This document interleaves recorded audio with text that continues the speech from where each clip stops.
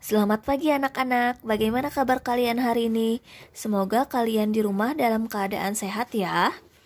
Hari ini kita belajar tematik IPS tentang kegiatan pembangunan di berbagai bidang untuk mengisi kemerdekaan. Materinya ada di tema 7, subtema 3.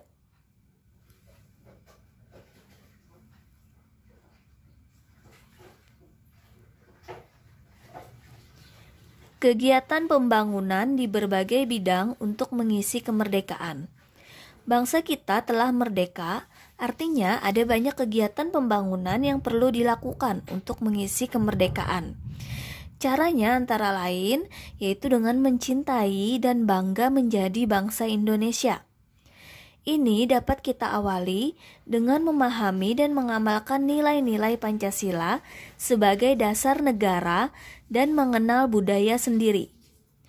Kemerdekaan juga dapat kita isi dengan membangun kualitas manusia Indonesia, yaitu generasi penerus bangsa sebaiknya dapat menguasai berbagai ilmu dan teknologi untuk memajukan kehidupan berbangsa dan bernegara.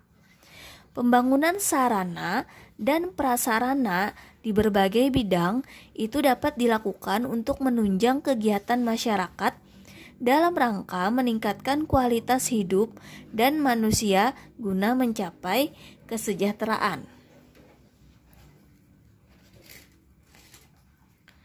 Nah, di dalam masyarakat itu ada kegiatan yang dapat mendukung pembangunan nasional.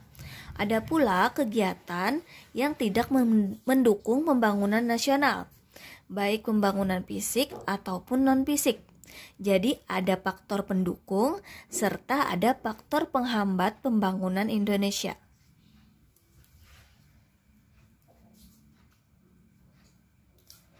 Nah, sekarang kita bahas tentang faktor pendukung pembangunan Indonesia. Yang pertama yaitu sumber daya alam. Indonesia mempunyai sumber daya alam yang besar di luar Jawa, seperti minyak mentah, gas alam, timah, tembaga, dan emas. Yang kedua yaitu sumber daya manusia.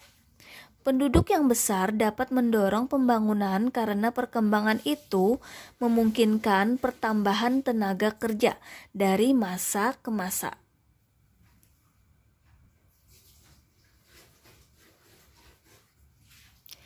Nah, sekarang kita akan membahas tentang faktor penghambat pembangunan Indonesia. Yang pertama yaitu adalah sumber daya manusia.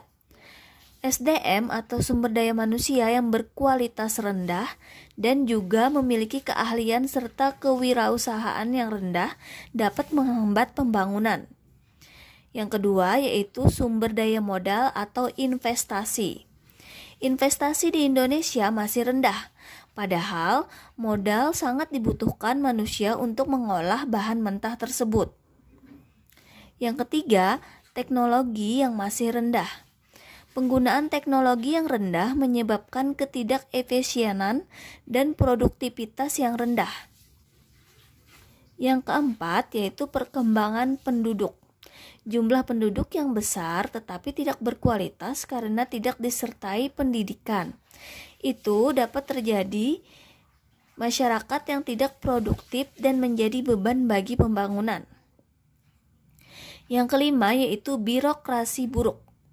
Indonesia masih mengalami berbagai masalah besar seperti dalam bidang kemiskinan karena sebagian besarnya disebabkan oleh korupsi yang masih merajalela dalam pemerintahan.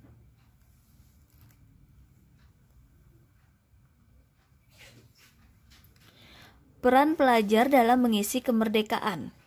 Dalam mengisi kemerdekaan, seorang pelajar harus senang bekerja keras dan belajar dengan sungguh-sungguh, baik belajar di lingkungan sekolah maupun lingkungan masyarakat, agar menjadi generasi penerus bangsa yang berkualitas, sehingga nantinya mampu memajukan bangsa.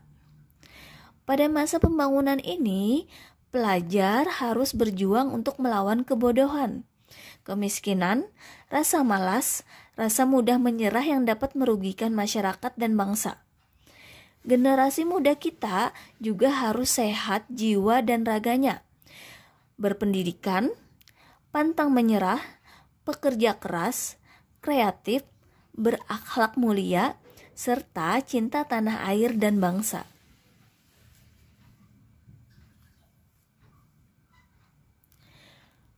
Sekarang kita akan membahas tentang menghargai jasa para pahlawan. Nah, ada pepatah yang mengatakan bahwa bangsa yang besar itu adalah bangsa yang dapat menghargai jasa para pahlawan. Kenapa? Karena berkat pengorbanan dan pengabdian para pahlawan, bangsa kita dapat terlepas dari penjajahan dan menjadi negara yang merdeka, bebas, serta berdaulat. Untuk menjadi pahlawan pembangunan, kita dapat menerapkan nilai-nilai kepahlawanan dalam kehidupan kita sehari-hari. Misalnya seperti rela berkorban dan berjiwa besar. Nah, ada cara menghargai jasa para pahlawan, yaitu yang pertama, lebih mementingkan kepentingan bersama di atas kepentingan pribadi. Yang kedua, peduli kepada orang lain.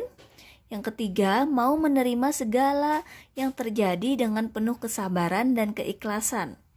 Yang keempat, mau menerima kekalahan dengan ikhlas dan meminta serta memberi maaf.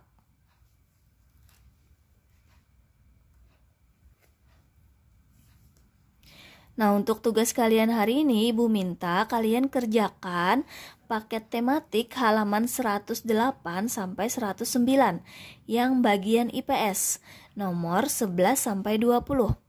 Kalian kerjakan di buku PS tematik, langsung tulis jawabannya saja ya.